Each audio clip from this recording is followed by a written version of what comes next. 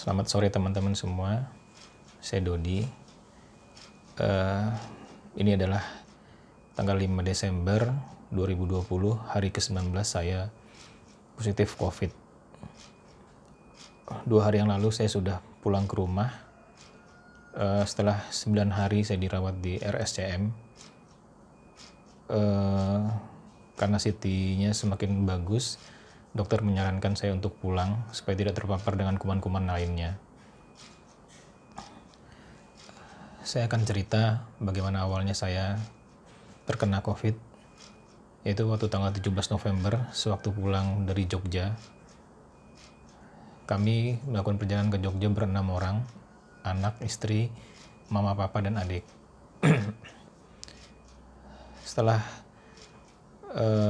di Jakarta beberapa hari saya merasakan demam, kadang-kadang sampai menggigil, kedinginan, kepala pusing, perut tidak enak, dan diare. Awalnya saya putuskan isolasi mandiri di rumah, tapi saya tidak curiga kalau itu COVID. Sampai hari keempat saya putuskan untuk melakukan swab secara mandiri, dan akhirnya ternyata hasilnya positif. Begitu juga papa dan mama saya juga melakukan swab positif. Alhamdulillah anak dan istri saya tidak terjangkit. Hari ke-6, ke-7 saya sudah tidak bisa tahan lagi karena kondisi semakin buruk. Saya mencari rumah sakit untuk bisa dirawat. Tapi sayangnya semua rumah sakit yang saya hubungin, mulai dari Pondok Indah Group, Bintaro, yang dekat rumah semua, Mitra, tidak ada yang bisa menerima karena penuh, kondisi penuh semuanya. Sehingga akhirnya saya dibantu oleh saudara saya yang dokter untuk masuk ke RSCM. Saya lakukan perjalanan sendiri, nyetir sendiri dari rumah ke RSCM, karena tidak ada yang berani mengantar. Dengan susah payah saya akhirnya sampai di sana, dan itu pun juga sedikit ditolak lah awalnya sama perawat di sana karena mereka juga bilang penuh.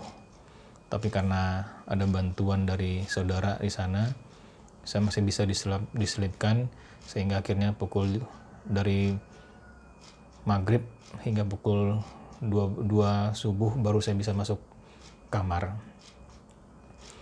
Selama 9 hari saya di RSCM, saya diperlakukan dengan baik, perawatnya bagus, dokternya juga bagus. Setiap hari saya dikasih obat, setiap hari saya disuntik untuk pengencer darah pagi dan malam di lengan, dikasih juga obat Avigan antivirusnya, dan berbagai vitamin yang lain. Yang pasti selama 3 hari 4 hari dirawat di rumah sakit, demam saya berkurang. Cuman problem utama adalah batuk yang masih mengganjal dan sesak. Setiap sehari saya dikasih nebulizer untuk menguapkan lendir-lendir yang ada di paru-paru dan di kerongkongan. 3 kali sehari saya melakukan itu, sampai akhirnya hari ke-8 saya sudah mulai tidak merasakan sesak lagi dan semuanya membaik. Yang pasti saat kita terkena, kita tidak tahu apakah kita bisa sembuh atau tidak, karena kita tidak pernah tahu virus ini bakal menyerang yang mana. Sedangkan saya sendiri ada rasa ketakutan karena saya komorbid darah tinggi dan batu ginjal. Terlebih waktu teman sebelah saya, salah satu pasien juga yang seumuran dengan saya, yang tadinya awalnya sehat, tiba-tiba jadi parah, harus dipindahkan ke ICU dan harus pakai ventilator, dan ada semacam alat yang dilubangin juga di lehernya. Itu bikin saya down juga sempat. Tapi alhamdulillah setelah hari ke-9 di rumah sakit, dokter menyarankan saya pulang, walaupun hasil tes swab saya terakhir yang tanggal 1 Desember saya masih positif. Tapi CT-nya angkanya semakin membagus. Dan saya rencana besok akan swab lagi untuk memastikan kondisi saya. Poin yang ingin saya sampaikan di sini adalah COVID itu benar-benar ada dan kita tidak pernah tahu dapatnya dari mana. Walaupun saya berasal dengan keluarga kemarin tetap menjaga protokol kesehatan dengan baik, tapi kenyataannya kami masih bisa kena.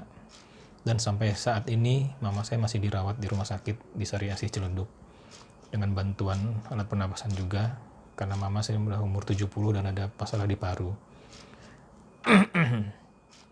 Saya berterima kasih sama teman-teman semua, karena selain doa dari istri, anak, keluarga, pastinya doa dari teman-teman semua yang bisa menguatkan saya.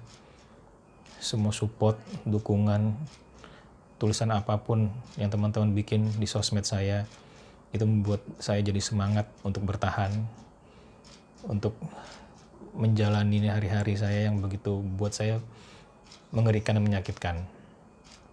Terima kasih buat teman-teman semua. Saya harap teman-teman semua bisa menjaga kondisi, ikuti selalu protokol kesehatan, selalu pakai masker dan jaga jarak. Karena kita tidak akan pernah tahu kita bisa tertular dari mana, oleh siapa, dan kapan saja. Semoga Allah memberikan kesehatan buat teman-teman ke semua dan dihindari dari COVID-19 ini hingga vaksinnya benar-benar ada dan benar-benar berfungsi untuk kita semua. Demikian yang bisa saya sampaikan. Wassalamualaikum warahmatullahi wabarakatuh.